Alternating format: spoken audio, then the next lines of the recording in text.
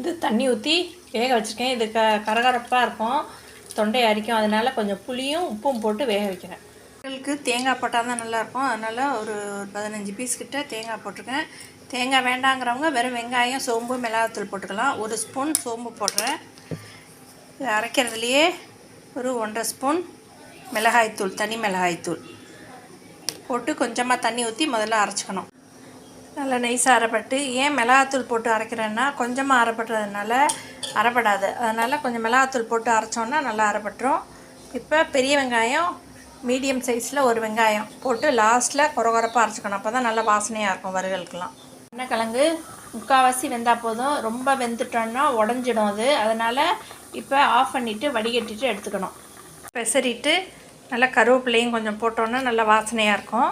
அதனால் ஒரு 10 நிமிஷம் ஊற வச்சுட்டு அதுக்கு பிறகு எண்ணெய் சட்டியிலையும் பொரிக்கலாம், தோசைக்கல்லையும் பொரிக்கலாம், எப்படி வேணாலும் செய்யலாம். அவங்கவுங்க விருப்பப்படி பண்ணிக்கலாம். நான் இப்போ வந்து எண்ணெய் சட்டியில் போட்டு அப்படியே கொஞ்சம் எண்ணெய் கொஞ்சம் கூட ஊற்றி அப்படியே வறுத்து எடுக்கணும். எண்ணெய் கொஞ்சம் கூட தான் ஆகும் அதுக்கு. அதனால் ஒரு 4-5 ஸ்பூன் மட்டும் எண்ணெய் ஊற்றிருக்கேன். எண்ணெய் காய்ஞ்ச பிறகு அந்த கிழங்கு பெசரி வச்சுருக்கதை போடணும்.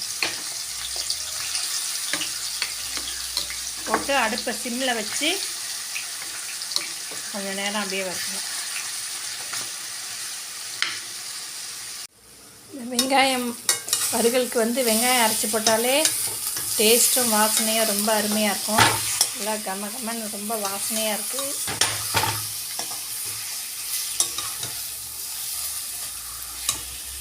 இன்னும் கொஞ்சம் நேரம் சிவந்த பிறகு அதுக்கு பிறகு எடுக்கலாம்.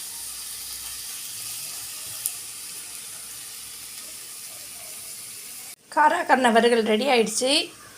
பார்க்கவே எவ்வளோ நல்லா இருக்கு பாருங்கள். நல்லா வாசனை கம கமன்னு ரொம்ப அருமையாக இருக்குது. இது மீன் வறுவல்லாம் தோற்றுடும் அந்தளவுக்கு இது ரொம்ப நல்லா இருக்குது பாருங்கள். இப்போ இதை வந்து எடுத்து வச்சுட்டு சர்வ் பண்ணணும்.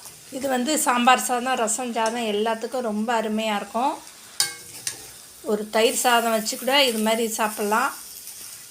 இப்போ இதை எடுத்து வச்சிடும். காராக்கண்ணை வறுவல் எப்படி சூப்பராக இருக்குது பாருங்கள். பார்க்கவே எவ்வளோ நல்லாயிருக்கு. அப்போ சாப்பிட்டா எந்த அளவுக்கு டேஸ்ட்டு ரொம்ப நல்லாயிருக்கும். இது மாதிரி நீங்கள் செஞ்சு பார்த்துட்டு எனக்கு கமெண்ட்ஸில் சொல்லுங்கள்.